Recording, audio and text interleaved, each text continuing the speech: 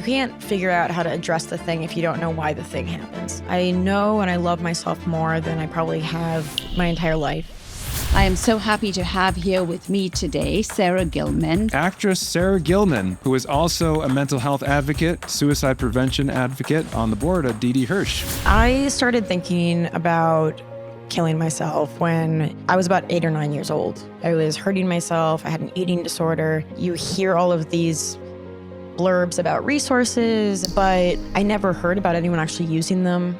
So in my mind, I was like, well, I can't do that because I'm going to be the only one and I'm weird and I'm wrong for needing help about this. There was just something different to me. I think that clicked when I saw this gigantic sign in public.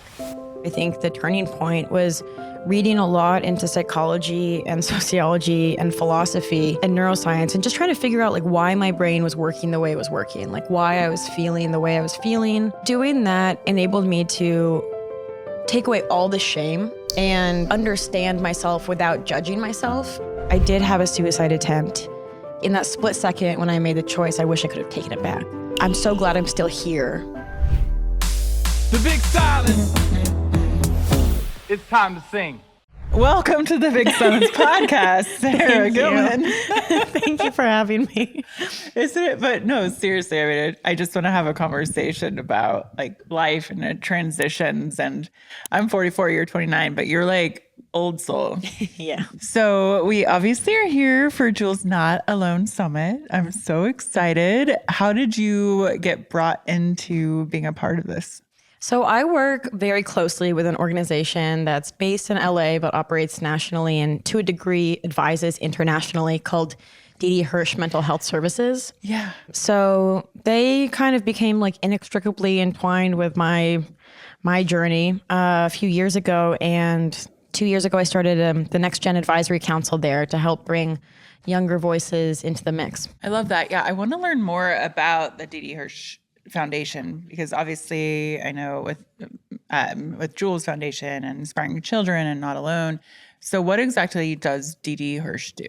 Just a meta thought about that really quickly is I feel with the start of startup culture, it became really, there are just so many great players in the space now because everybody's doing their own thing. And I just love it when things like this happen where you have so many opportunities for collaboration. Because especially in mental health, it's not like tech. It's not like a competitive space. It's we're all trying to do this, help people. So Hirsch has 3 main kind of areas of expertise, if you will. They do substance use services, mental health services generally, so therapy and residential services. And then they have a suicide prevention center. And so they're one of the leaders in the nation in suicide prevention. Which is how you came across them, right? You saw a sign when there was a night or a day when you thought about taking your life or had ideation and you saw a sign. Yeah. Let's talk about that. Yeah, I started thinking about killing myself when I was about 8 or 9 years old. I think that's where I first started seeing it pop up in my journals. And for a lot of that time, it was just kind of bubbling inside and things I struggled with and coped with in pretty self-destructive ways, using eating disorders, using self-harm to just kind of numb those emotions instead of making eye contact with them. And it kind of came to a head in college when you're in these new social dynamics. For me, alcohol joined the mix my junior year, and it just was at a point where I couldn't really hold it in anymore. And I did have a suicide attempt. And after that, I was really happy to be alive. I feel there was if you hear this a lot with people who, survive these attempts, that there's I'm so glad I'm still here. In that split second when I made the choice, I wish I could have taken it back.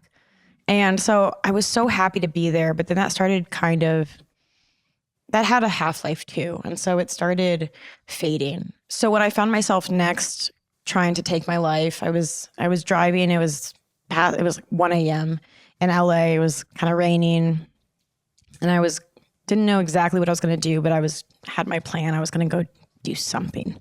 And I got stopped at a stoplight in West LA, and there was this light glowing in from the passenger side seat, and I looked up and it said Suicide Prevention Center. And I learned years later that that was the D.D. Hirsch Suicide Prevention Center. But like in that moment, I just saw it and I was like, oh, this is actually a thing that other people struggle with. Because like You're not alone. Like, I don't know if you know, but I also, when I was very young, I'm a suicide survivor as well. And the same thing is, I am so happy I'm here.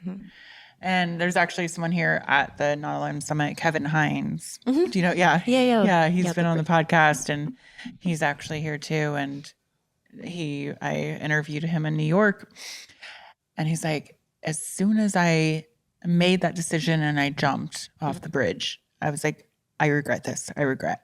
Yeah. Number one, we have a lot of heavy conversations here, but I want to make sure like this is number one, you're not alone.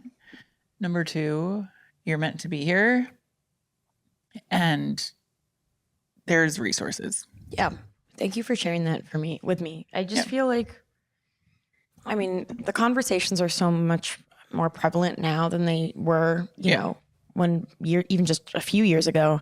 You know, it's like when your mom says like, no, sweetie, you're like beautiful no matter what. And then you just like watch her like, you know, be on diets for your entire life or like, you know, say something negative about herself every time she looks in the mirror. And it's like, you know, kids aren't dumb. Teenagers aren't dumb. Adults aren't dumb, I like to think. And so it's like you see that and you're like, well, she's lying to one of us. Right. And I think that's how I felt a lot of the time about like mental health resources. Because I'd hear people like, you know, there's all these resources, like you're not alone, there's all these things. But like no one was actually talking about it. So it's like, which one's not matching up? And I think it took me like seeing this gigantic sign for the first time in my life to like really realize that like, oh, no, this is like there are communities. Because even at USC when I was in college, like you hear all of these blurbs about resources and there's things that they offer, but I never heard about anyone actually using them. I never saw anyone take advantage of them. So in my mind, I was like, well, I can't do that because like I'm going to be the only one and I'm weird and like I'm wrong for like needing help about this. And there was just something different to me. They think that clicked when I saw this gigantic sign in like public. It was like, and I was like, oh, the sign. It's the sign. Yeah. It was the first sign in the nation to publicly display the word suicide prevention. So going back, like growing up when you were young and your mom, I'm so interested because I grew up with a schizophrenic mother, suffered from depression, just a whole wild story. And over there, Rachel is my sister. She experienced it too. Like, was there something in your household that lent towards mental illness or something going on? I think in, you know, retrospect, and these are terms that I learned later, there's definitely a thread of OCD in my family and anxiety and depression.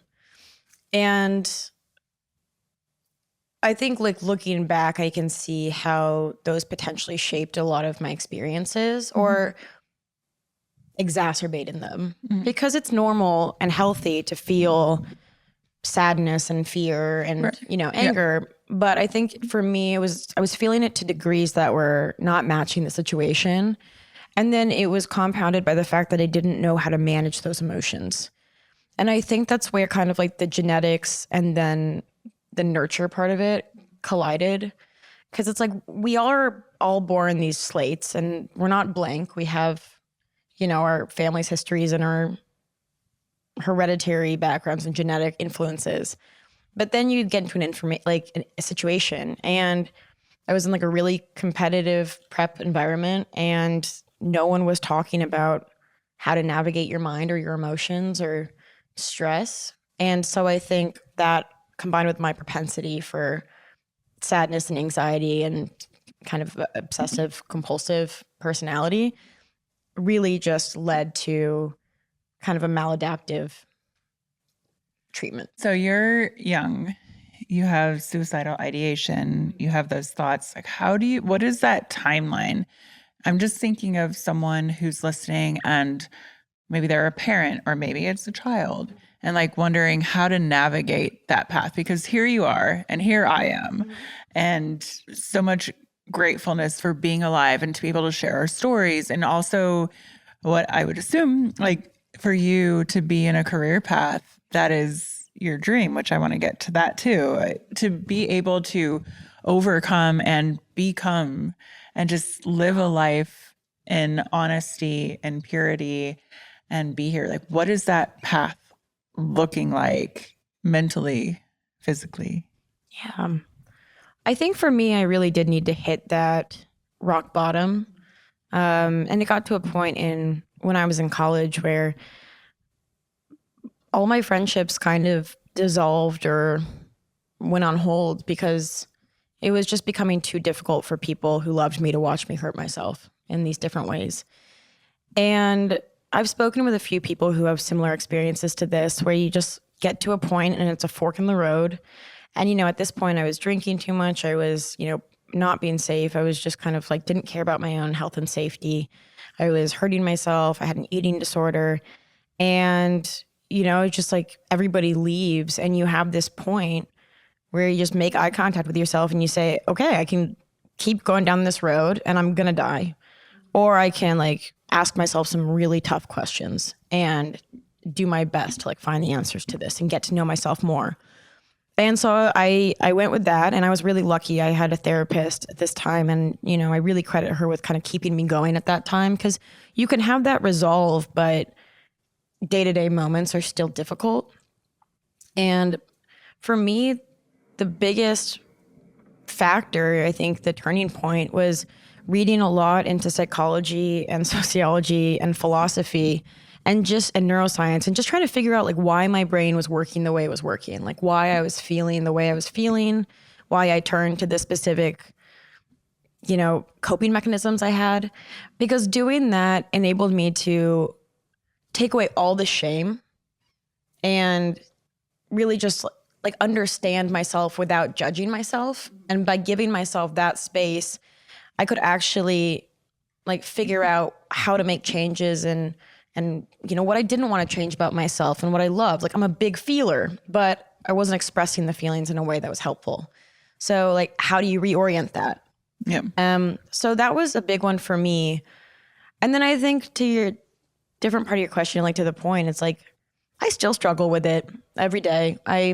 Who's to say if I would still think that if I wasn't so involved in the advocacy space, but I would say, but sharing your story is part of your healing process. I know for me, like writing a book, I'm like, what the hell am I doing? Am I really putting this out here? And then it's like, oh, I heal myself by sharing my story. And then all the people, there must be so many people that come to you and say, me too.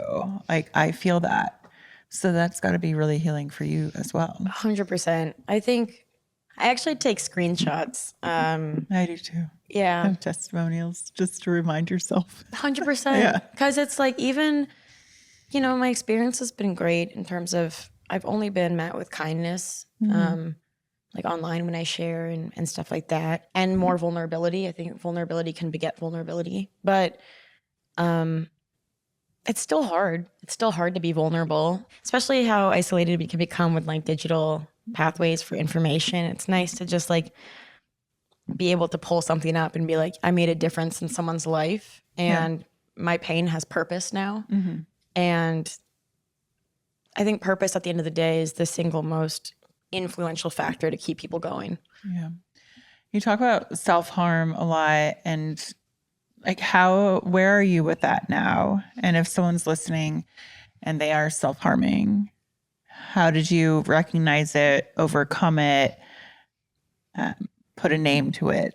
Gosh, these are I wish I had clear-cut answers, and maybe, but I don't know if you don't have exist. to. Yeah. We're all just here figuring it out. And that ain't that the truth. I recently passed my first ever 1-year anniversary without self-harming. Really? Okay. Which was big, considering I've been doing it for 17 years. So, really? Wow, okay. So I've gone like a few, months before, and then, had my slips. And I really try and be careful if, there's something I'm working towards in recovery, and I kind of take a step back to refer to it as a slip, not a slide. Because, instead of getting into this all or nothing mindset. But again, I think the first step to really understanding it was trying to understand why I did it. Because you can't figure out how to address the thing if you don't know why the thing happens. Right. Like what the trigger is. Yeah. And so I found that I was able for myself, once I looked at myself, like quite honestly, to figure out I was doing it for like 3 or 4 reasons generally. One was to like self-regulate emotion, like numb things when I was feeling something in a way that felt overwhelming. So it would be to numb. And then the other one was to punish myself if I felt like I hadn't, I'd messed up in a social situation or I hadn't been good enough or something, I'd hurt someone's feelings and it was my fault. It was to punish myself. One of them was manipulation. It was and I think manipulation's the worst, like the bad faith use of that term. I think the better one is miscommunication. Okay. It was because I didn't know how to communicate about how I was feeling. And I was also afraid to communicate that like, hey, you've hurt my feelings. And because I didn't feel like I had the self-worth to be able to take up that space. Okay. And so instead of communicating that, I would hurt myself almost as if I was trying to like get across the message, like, look, this is your fault. Even though I would never actually say that, it's not true. Like that's a choice I made. But I just didn't know how to get that across otherwise. And then the fourth one was because I think pain is romanticized in women. Really? Okay. Yeah, I do. I think explain that a little bit more and your version of that. Yeah, I can kind of see where you're going, but I'm interested. When I was growing up, and this wasn't told to me overtly, but it was in a lot of the stories I read and the movies I saw. Like a woman was more mysterious if she had like a painful past, if something had happened to her, if she'd gone through something and come through it, if she needed to be saved. And it seemed to me that like, I didn't have my first kiss till I was 20. Like I was a late bloomer. And so I filled up a lot of, what I guess would have been like dating in high school with just like reading love stories and like watching movies. And in all of those, it's like to be loved is to be saved. And so I felt like I had to be in pain or like not okay and be vulnerable, like, show that I was not okay mentally or emotionally in order for someone to want to come in and save me and love me. I've had this discussion on the podcast quite a bit, how Disney fucked us. You're like, yeah.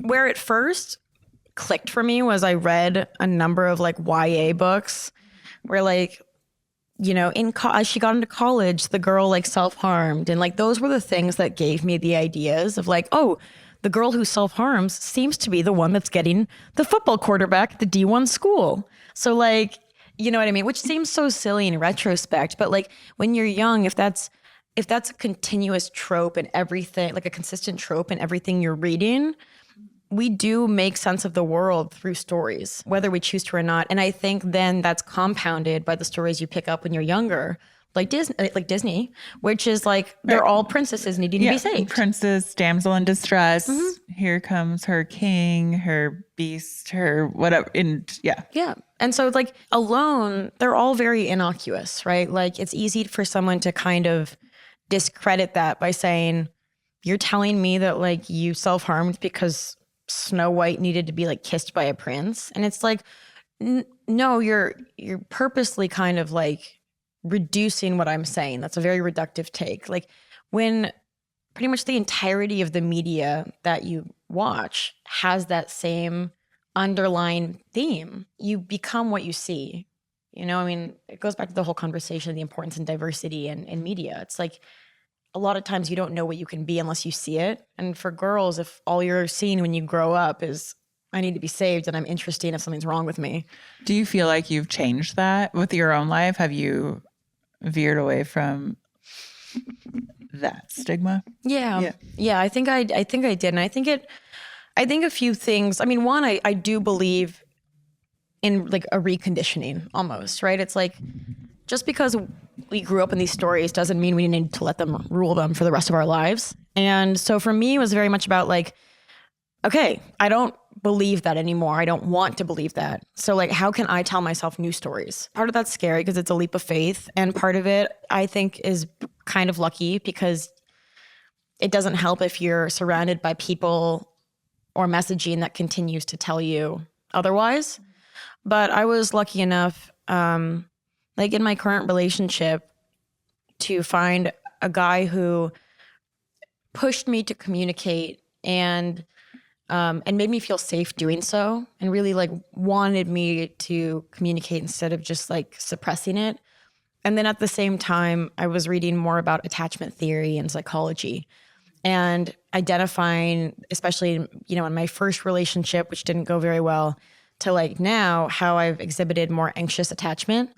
And so there's something, you know, called protest behaviors. When you feel a certain way, you don't know how to communicate it.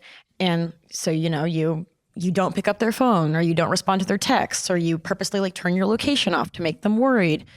And it's like all of those are done in place of just communicating how you really feel, which is like, hey, you hurt me. Or like, hey, I didn't appreciate that this happened. And, you know, it's just like, instead of communicating, you try and show them. Yeah. And it's just usually comes out in not healthy ways. So those two things together have helped me practice. Yeah, I was going to ask, so you're in a relationship now. Yeah. They're lovely and they're hard, especially when finding someone who can understand you and you can be so open with. How has that journey been to be able to, because number one, I always believe like you have to trust yourself and love yourself first before you can be in like a deep, loving relationship. Do you feel like you're there now and that's why you can be in this relationship, or where are you at? I definitely think I know and I love myself more than I probably have my entire life. So that definitely resonates. I think it's possible to grow into a relationship if you have a partner that supports that growth. I haven't been in a lot of relationships. This is like my second relationship, actually. And the first one did a lot of damage. And I think it was after the first one actually that I came to be involved with Hirsch, because it was during the pandemic. It was very much like a first love situation. You know, he was saying all these things about how we were going to end up together and like sit on the porch and, you know, all these. And I hadn't asked him to say any of that. A little love bombing. Yeah. So like, you know, now there's a term for it. But back then I was like, yeah, we're just soulmates. And I just lucked out. My first relationship, like, this is it. It's the dream. And so when it ended, it was very, very, very discombobulating for me because it was the middle of the pandemic. Like we'd moved in very quickly together. It was just a whole situation. And I realized in that time that instead of kind of confronting the discomfort I have with the lack of linearity in my career as an actress, I was instead like using him as my constant. I was like, well, as long as I have him, like, you know, he was an engineer and you have a linear, like, I'm like, great, I can plan this. I can plan. Like, I know I'll have a future because like we love each other and he's going to always be here. And like, you know, we're going to figure it out from there. And so like when he disappeared, I felt like I was floating. Disappeared, like. Oh, no, I mean, he broke up with me. No. He was just gone one day. No, it was one of those like unfortunate breakups that I understand more now as I've gotten older, where it's like he probably stepped out of it before I initiated the conversation to end it. You know, where it's like you don't want to end it, so you wait for the other person to by making them miserable. Anyway. You know, that cute little thing. Yeah. So when the relationship ended, I was I felt very untethered, and I wanted to kill myself. I felt like I felt very hopeless. I was like, this is the one person who's ever going to love me, and they're gone. And so like, I'm unlovable, and I can't predict the future and the pandemic. You sit here and like, you're beautiful, you're well spoken, you have it together, and like, what I'm trying to figure out for someone listening, like you're saying, I wanted to end my life by suicide again and kill myself, and like what those thoughts come from, where they come from, how you move through them, and how you find your worthiness or your support system, or if it's through therapy, or, you know, anyone listening who's having those feelings. And I think a lot more of us have those feelings than actually have the courage like you to say it. So how do you move through that? Because you have so much to offer, and you have so many people who love you and look up to you and through your work and everything that you're doing. Thank you. I really appreciate that. And I think at the time, what kept me going on the day-to-day was the fact that because I had previously had that attempt and immediately regretted it, I knew that I didn't really want to die. Like, even if I kind of felt it in the moment. And I heard something since then that I think clicks with me every single day, which is, for a lot of people, suicidal ideation is not actually wanting to die. It's not wanting to live the way you're living and not knowing how to change that. And so in that time, it's like I kind of knew in the back of my brain I didn't, because I'd had that previous experience, but I was struggling so much. And I think that's when the other behavior that I did teach myself, and this like reconditioning, really came in handy, which is like I had to learn how to ask for help. Because I really grew up like I'm a people pleaser. I'm like, I need to be okay. Even though I've, lived with depression and OCD and anxiety since I was 11 years old, I'm very high functioning because I have to be. I'm an external perfectionist. I don't have high standards for myself, but I want to succeed for everyone else. It's a very damaging kind of perfectionism. You can look it up, multidimensional perfectionism. The papers are really good. Okay, anyway. I'm a nerd. You are a nerd. I heard you love books. And you only have like I love them. Hundreds of books in your library, I love. I have a library too. They're wonderful. They're my friends. It's just like there's so much more to learn in the world. There's so many reasons to stay. But so anyway, because I had learned to ask for help through that process, at that time in my life, even though I was at a very big low, I was able to like reach out to friends and just say like, I think I might hurt myself. Can I sleep on your couch? Because I knew I wasn't going to do it in their apartment, That's a really good tip. So I want to repeat that too for anyone listening, reaching out and not being afraid. Can I sleep on your couch? Can I come over? Like, that's like bravery right there. Yeah. To actually be able to say, can I sleep? And you don't even have to tell your friend why you want to sleep on their couch. 100%. If you don't want to go that far, but just the courage to be like, can I sleep on your couch tonight? 100%. And I just want to like double underline that, like, that didn't happen in a night. I didn't go from not knowing how to ask for help, or like hurting myself in order to like ask for help. I didn't go from that to like reaching out to a friend and expressing that I needed something and actually expressing what I needed. It took a lot of different iterations. And I think the hardest part of that journey, as anyone who tries it will know, is when you are brave and you do ask for help and you don't get the response you're hoping for, or you don't get a welcoming response, because that's the hardest. Because like the reason you're afraid to ask for help, because you're afraid someone's going to say no. You're afraid someone's going to look down on you. And so when you muster up the bravery, because it is bravery, it wouldn't be difficult you wouldn't need to be brave if it wasn't difficult. And so like you muster up the bravery to do it. You do the thing, and then someone says no. And it's like the mean voice in your head is just like, see, we told you, like, you shouldn't do this ever again.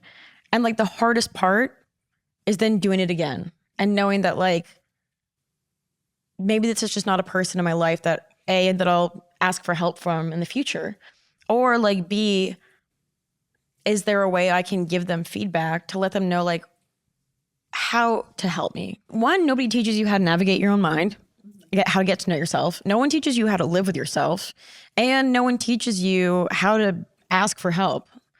And it's a hard thing to figure out because it feels vulnerable.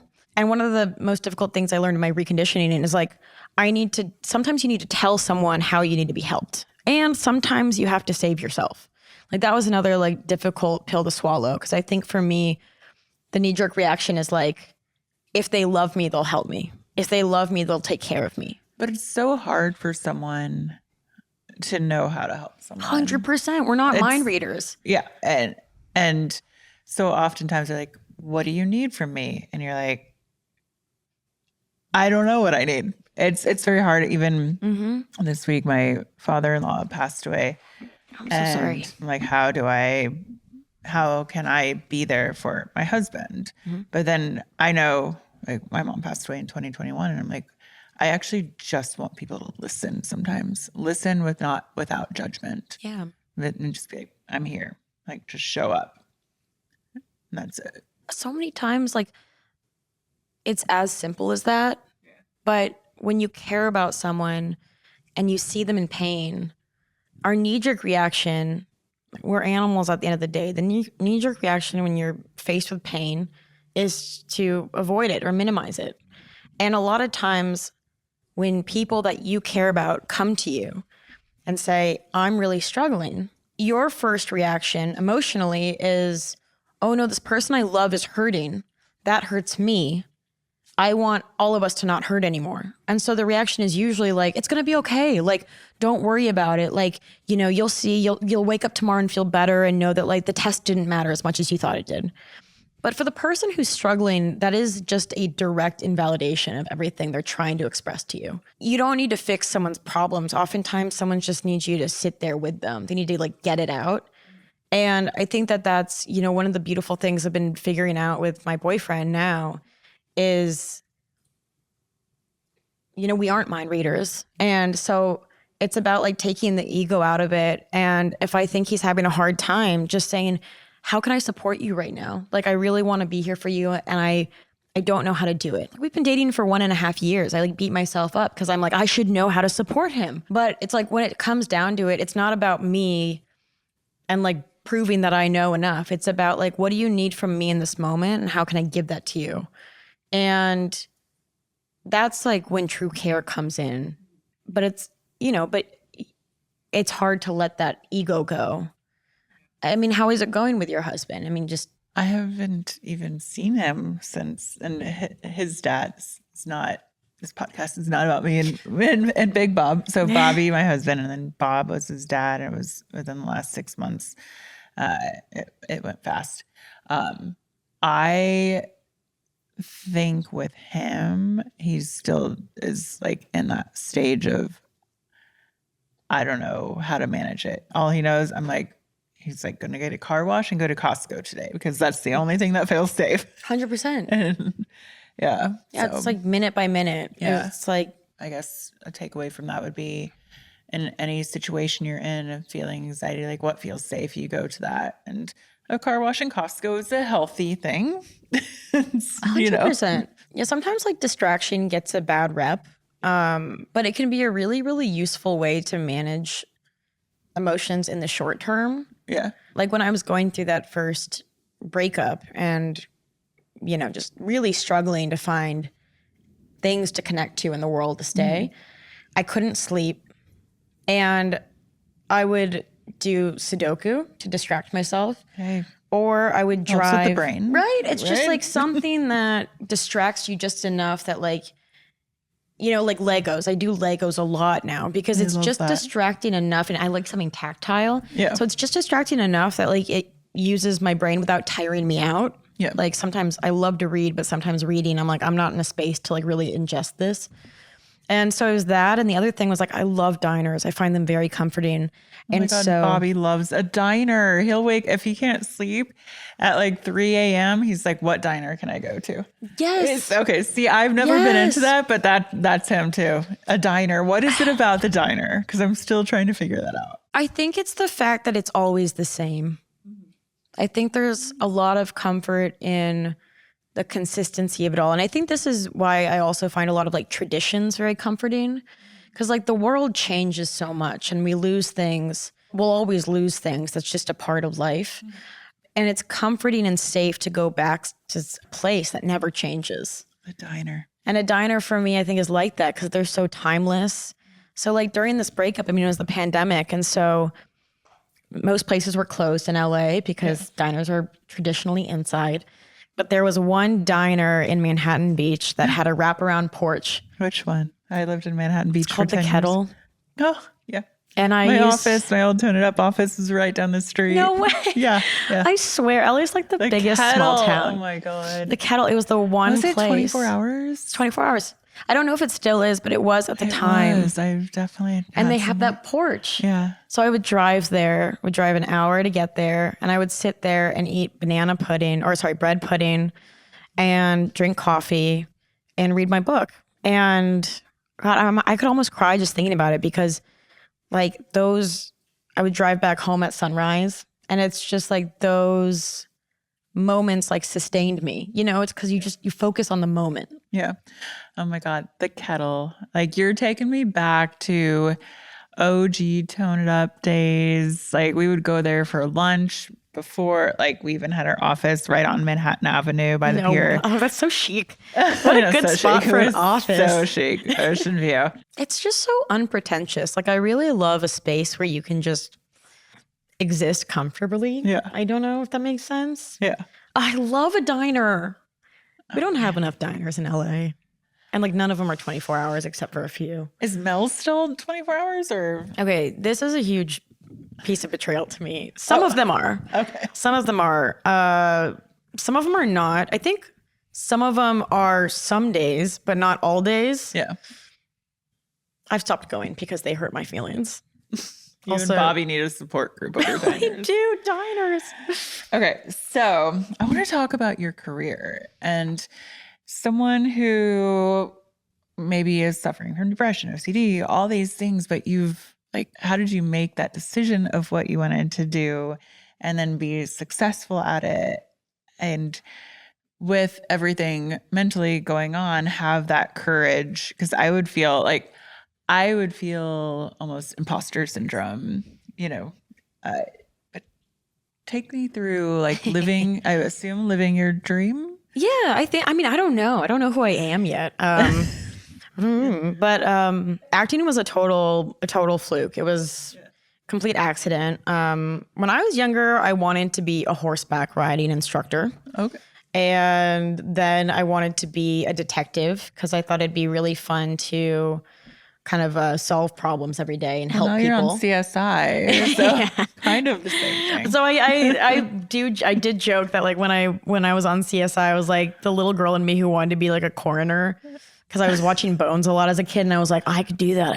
I could just find puzzle pieces on dead bodies and like find out who hurt them, and but my dad was in the LAPD for many years, and he was like, I'm not letting my little girl go. You're not doing this. You're not going to see the things I saw and like have to put up with the dynamics in the police force. And so I was like, well, crap, now what? And I needed somewhere to go for summer camp just during the days. My parents worked a lot growing up, and my 5th grade teacher was like, well, she talks a lot in class. Have you ever thought about theater?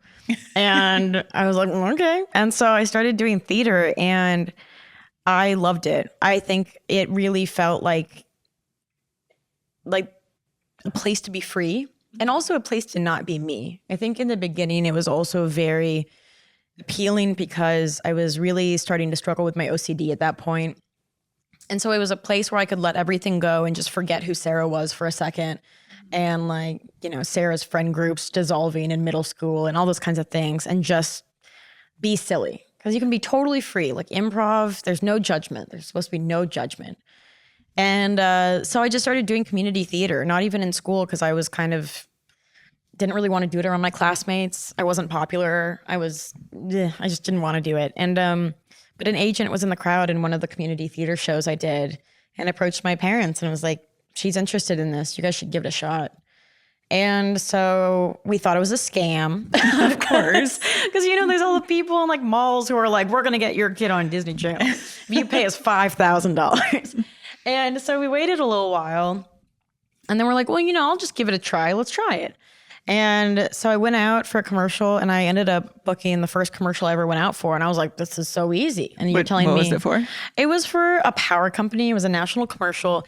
And I was probably in it for like 7 seconds. And the whole shtick is like, I was in a library and I was following around this library. That would be fitting. Exactly. And I was following around this polar bear that was knocking down books in the library.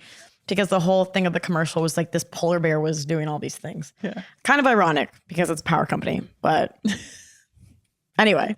So I saw it and I was like, wow, this is so easy. And then of course you don't work again for like a few months, but at that point you've experienced it and you're like, this is so fun. I've got to do this. And then like not to be down, but to be real about it. I don't think I really saw myself living past 17. Mm-hmm. And so it never really occurred to me that I would have to think about getting a job. Or that I should look into potentially what else I would want to do. And I kind of my mentality was like, I'll just keep doing it as long as it works. And then it kind of kept working. And so I got on Disney Channel when I was in high school, and I knew still that I really wanted to go to school. And I really like go to college, and I loved school. So I went to USC and I went to the film and TV production there. Thought, well, it makes sense to learn both sides of the camera. And so pretty much I put all my eggs in one basket. It's been like it's been an up and down ride. I really love acting. There's nothing that brings me more joy in many ways. I love being on set and telling stories with people and just working together. And I love the empathy that acting demands. And a lot of people, think empathy is sympathy. But empathy is just, it's the intellectual activity of trying to figure out how someone can think something completely different from you. Yeah. Right? It's not about agreeing with them. It's not about even, thinking they're right or having even emotional connection for how they're feeling. It's just about trying to see if you can figure out where they're coming from. Because one of the first things you have to learn in acting is that your character is never the bad guy from their point of view. It's like nobody thinks they're the bad guy. So if you're going to play a character that kills children, who kill like a serial killer or someone, who commits a horrible crime on a college campus, like you have to be able to put yourself in the shoes of that person and try and understand what their worldview might have been to get to that point where they justified their actions. And that's not saying it's justifiable. It's not. But it is an intense exercise in trying to understand where people are coming from. And I wish more people had to do that because it's hard and it sucks and it's necessary. What's your dream role? I love comedy. Comedy? Yeah. I mean, there's definitely a little part of me that I think will always be like, well, what if I was in like a youth dystopian movie and I got to run around and wee and I swear I do pull-ups now, and the only reason I do it is I'm like, one day they're gonna need me and I'm gonna have to go into the boot camp on for Divergent Wait, how many pull-ups can you do? Right now we're at 3 sets of 6. 3 sets of I can't even do one. I mean, I have a very long body, but it took years. Yeah. No, my one of our toned up trainers, Angela Gargano, is the pull-up queen. I feel like she needs to teach me how to do that because I'm I'll hang there and I'm can't do it. Can't. It's fun because it's humbling. I mean, I had a good experience because I am pathologically afraid of of failing. Uh-huh. I'm afraid of failing. Right? And it's I wish we weren't taught to be afraid of that because where does that even come from? Who was that? Our parents? Dog, it's Western society. Not to wax poetic on my little TED Talk soapbox about this, but we're taught that subliminally, from the time we're in school. You want to get A's, you want to win the game, you want to do all these things. And if you fail, you're last but I think one of the things that really opened my eyes when I started reading about neuroscience is failing, the act of failing is actually what prompts your brain to recognize that something needs to change. Mm-hmm. And so that's what gears it up to get into the mode for plasticity because our brains change and that's beautiful and we're special in that way. Up until you're 25, the brains are so plastic, which is why young kids can learn things so fast. Yeah.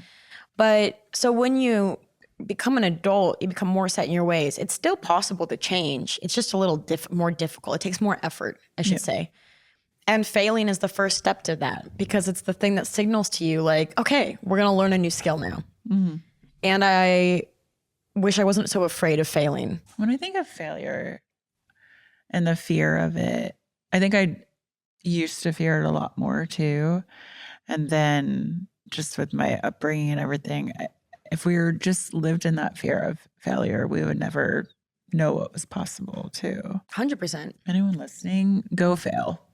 Yeah. Go fail. 100%. I mean, it's so much easier said than done, obviously, as most worthwhile things are. But I think one of the things I found that I really enjoyed, and I've been working on it, is rejection is a different form of failure to most people, right? Mm-hmm. And I think it all stems back to loss aversion in terms of we don't want to lose things, whether that's the idea that we are important or important to people or like goods, you know, and money. And so I was reading about, like, after COVID, I found I was like very scared to try new things and I'd become very timid. And so I read about this guy, I think he was like a computer scientist up in Canada or something. And his girlfriend, I think fiance or wife, like cheated on him and broke up with him. He was like left living alone in their apartment with the cats. And he started to notice that he was becoming like really, really afraid, and especially of like women. And so every time like a woman that he was like potentially, you know, wanted to get to know more, like walked in a room, he would like have to leave it because he became so stressed out and like anxious. And he was able to like narrow down that it was because he was so afraid of being rejected and like being laughed at, like in his face. And so in order to start trying to break that down, and this was something I used a lot when I was working on my own like self-harm and eating disorder recovery, you start with like bite-sized pieces. And so he would, because you start to desensitize yourself to the fear, the scary thing. And this was like a huge thing for me with like OCD treatment, because you have these fears and then you do these compulsions because your brain convinces you that it will keep the fear from happening. And like OCD is called ego dystonic because you're aware that it's irrational, but you're almost in a prison of your mind's creation. So you know that it doesn't make sense, but you still feel compelled to do it. So like my fears a lot growing up were that my parents would die if I didn't do my compulsions. And I knew it made no sense and I couldn't explain it, but it was too big of a risk to take that chance. So I did do all my compulsions. And so the point of like what's called exposure discomfort therapy with OCD treatment, and for this guy, rejection therapy, was desensitizing yourself little by little to the general thing itself. So when I was in eating disorder recovery, I went to a residential treatment center at one point for bulimia, and I was terrified of sitting at tables after I finished eating because I couldn't control myself, and I couldn't like stop myself from continuing to eat. I don't have any concept of fullness, so I would just like try and fill myself and stuff. And so I was too afraid to keep sitting at the table because I knew if I did that, it would mean that I was going to go and purge, and didn't know I could stop doing that. And so normally in like regular situations, I would find reasons to leave restaurants early, or I would like get up and go like wash dishes if we were having like a family dinner, anything to like get me away from the table. And when I went into residential treatment, you have to sit at the table. You're given your plate of food, at least the one I was at. It was a great program. And, you know, your meals are 30 minutes long, and it doesn't matter if you take 30 minutes to eat or you finish in the first 5 minutes. You have to sit at the table. I haven't had much discussion on eating disorders on the pod. And you went through like a rehab for an ED, basically. Like, where are you now today, and mentally and with an eating disorder? I am, and it astonishes me to say it, but in recovery. Yeah. I mean, and I think it used to be just that I would say like, oh, being an actress or being in LA, it's difficult because these things always come up. Like, even if you're not actively trying to, like you walk through LA, or you know, look at a breakdown for a character in an audition, and it inevitably will have something to do with weight or diet. I mean, the billions of dollars that go into the diet industry kills me. And I've struggled with an eating disorder since I was on Disney Channel. Like, I would say it started with anorexia. It developed into bulimia. You think that was because of you being on camera and the industry you were in, or was it, you know, mom and diet culture, all the things? It was because when I was on Disney, I started taking a medication for my acne. And it was a very kind of aggressive medication. And one of the side effects is birth defects. And so you have to contractually like take a like 2 forms of birth control if you're taking this medication. And I was 17 years old. And so I put down 2 forms. I did birth control and I did abstinence. So I don't know why you need to do the pill if you're already doing abstinence. But they wanted to be thorough. Okay.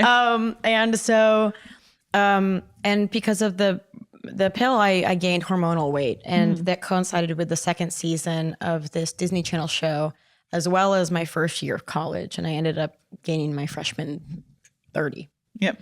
And people online are mean. They noticed. Yeah, they noticed the changes, and it was just a lot of comments about my weight and, you know, me being attractive or not and my worth. And I was 18 years old and at USC and living in LA, and had been learning from the age of 12 that like my appearance is important for my career. And I listened to the bullshit and I fell down a rabbit hole. Do you listen now or? No, I'm much better. Like there's still the emotional reaction sometimes, for sure, especially because of Instagram and how visual our world and these methods of media and connection have become. Like, it's easy to compare, and it's easy to tell yourself, you know, reasons for things like, oh, I didn't get this job because I wasn't thin enough, or so on and so forth. And people do say ridiculous things to actors about their appearance. Say to everyone. This is true. I'm in this the is fitness true. industry. They're like, oh my God, Karena gained weight. Oh my God, she lost weight. She's on drugs. Oh my God. Yep. She's this. I'm like, Just like, don't we have something better to talk about? Just leave me alone. I'm just a human. I'm just a human. And if this is my, this is my spacesuit. And that was the way someone referenced it once. And when I was in treatment, she was like, this is your one spacesuit in this life, and you get one of them. Yeah. So just like be nice to it. But to your point about like, do I still think about it? Every time I come up against something that makes me think about it, I ask myself, who's profiting off of this emotion? Because I wasn't born hating my body. Right. And so so that's not biological. Where did it come from? It came from messaging that I had to be thin or look a certain way in order to be attractive. And I needed to be attractive in order to be likable. And if you call bullshit on all of those things, then it's much easier to acknowledge the emotional reaction to it and then say, this is not helping me. This is not profiting me. This is profiting some company where I'm going to go and like pay for, I don't know, a bunch of stuff. Makeup, stuff, like that, everything. I know. It's taken me a long time too to just stop paying attention to all the noise, which even Des, who's sitting over there, I'm like, what are they saying today? It's hard because it's like you can make that choice. And for what it's worth, I think it's a great choice. I think it's the right choice. But it's difficult when you make that choice and yet you are still forced to exist in systems where that is not the normal choice. Yeah. So it's like I can choose that I'm not going to view my health and my weight and my appearance as, things I should change and chop off to fit into the Cinderella slipper, right? But that is very often how it's talked about in Hollywood. And it takes a certain amount of resolve to say, but that's not how I'm going to do it. And if that means I don't get, the role that Ariana Grande got, I'm sure that's not the reason I didn't get that role, but you know what I mean. Did you audition for it? No. But like just as a complete hypothetical, like, if someone else got it because they were willing to, push their body to the brink and lose a certain amount of weight, I know myself. I know that I can't do that. I won't do that. What's your opinion on her weight loss for that? I mean, if you want to speak about it. Oh, you don't have to, but. I really don't know anything. I didn't see Wicked. I don't follow it. Yeah. My general opinion I just want everyone to be healthy. And that's such a broad statement that it's so broad as to say nothing, actually. So I'll rephrase it. I have a lot of conflicting thoughts, and I don't think any of them are definitive. I think two of the main ones that come to mind are, it makes me sad. And this is someone I'm putting on her because I don't know where she's at. She might be having a great time and love everything about what's going on. Yeah. But I have been a prison to my own thoughts and, cruelties regarding my weight and appearance. And I wouldn't wish that on anyone else. Yeah. And at the same time, I think there is a certain responsibility. That doesn't mean everyone's going to take up the mantle. But when you have a certain amount of influence and reach, you're putting something out into the world, and it might be negative, it might be positive, but nothing's net neutral. I slip and slide again on some of this, but I do my best on Instagram to not post about, what I'm eating, what I'm exercising. Like, I try not to do body shots. I don't, because one, if you want to see someone in a bikini, there's going to be better, like, go find someone else. I don't know. There's a bunch of versions of that on the internet. But the other thing is, like, I just remember how difficult it was for me seeing other people posting those things when I was trying to recover and get out of this mindset where all I thought about was food and beauty. And I don't want to be that person for someone else that causes them to slide back. My body is the least interesting thing about me. Well, you definitely have a lot of depth and talent. So we're here in Vegas, Not Alone Summit. Vegas. We're in bed by 8 p.m. So why are you here at the Not Alone Summit? I'm so excited. I mean, this is my first year here, and I'm going to be speaking on a panel with Lynn Morris, who's the CEO of Hirsch. So we're going to be talking a little bit about the suicide prevention hotline, which was recently changed to 988. There's been the 1-800 number for a long time, but I think this is like 2.5 years in. They recently changed it to 988 for easy to remember. So we're going to just be talking a little bit about that. I've called 988, and a lot of it, I think, is I think there's still a long way to go in terms of, like, one, increasing awareness, and two, demystifying it a little bit. It's a great tool and a resource, and I think it has a lot of stigma around it that keeps it from being used as much as it could. And so we're going to talk about that. And yeah, other than that, just here to learn. Yeah. Do you know the stats of how many people use 988? I know I've looked in it before. Do you all know? 16 million since 2022. So 16.5 million people. Is that call and text? Yep. Calls, text, and chats. And then I think the only other thing I would say to that is, like, keep in mind, like, that is one of many hotlines. There are a number of different ones that are geared towards more specific populations, whether that's LGBTQIA or different languages, veterans. What was the question? 988. How do you do it? We'll put the notes in the show notes on how like, if you need to reach out. It's anonymous, and someone will text you back, even if you text them, or someone will call you. Yeah, you call 988 or you text. And like recently, I called it like 2 weeks ago. I was feeling low and I was thinking about self-harming, and so I called them. And you get a message saying, you've reached the 988 suicide helpline or crisis helpline.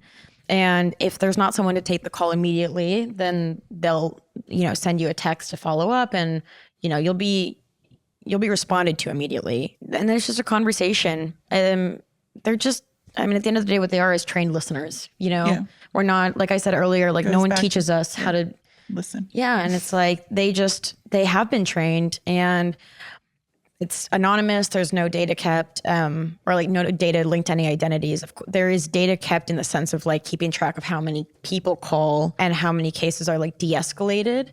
But another one of the misconceptions, I think, is a lot of people think that if they call 988, then the cops are going to get called on them. Less than 1% of cases escalate to like a 911 response. If that's what the situation actually needs, then that's where it will be directed. It should be. But for mental health situations, it stays within the line, and over 90% of them are de-escalated. So it's just a really wonderful service. It's nationwide, and I love them. I have so much respect for people who, it's 24/7. Yeah. And you can call even if you're not in a crisis, you just concerned about someone and you don't know what to do. And my friend is acting a certain way, or like, I haven't seen them, like, what should I do now? And they can help walk you through that. I love that. Yeah. And Sarah, thank you for sitting here with me in Las Vegas. I know. Las Vegas. Do you gamble or anything? No. I am, I think I'm too risk averse. I have no interest in like I play Wheel of Fortune. I went downstairs this morning, random, like 9 a.m. Hell yeah. Lost a little. Was waiting for Des to get here. It's like, what else do I do while I'm waiting in the lobby? I lost. There's something kind of fun about, I mean, like, I know it's all designed and insanely intentionally, but like, there's something kind of fun about like going down at 8 a.m. and it looks the exact same as it looks at like 10 p.m. Right. You don't know what time of day it is. I'm like, is that person still up? Correct. Like from Just the the night beginning before, or the end? They're like, do you want a drink? I was like, I'm good. It is 9 a.m. 100%. It's a trip. But it goes back to those comfort places, you know? Yeah. It's like diners and casinos. Casino. apparently. Totally comfortable. Well, thank you wash so all much of your for worries having away me. in a casino. Well, thank you. And I look forward to seeing you this week around everything. And I appreciate your time and your insight. Thank you for having me. Of course. Thanks. The big silence. It's time to sing.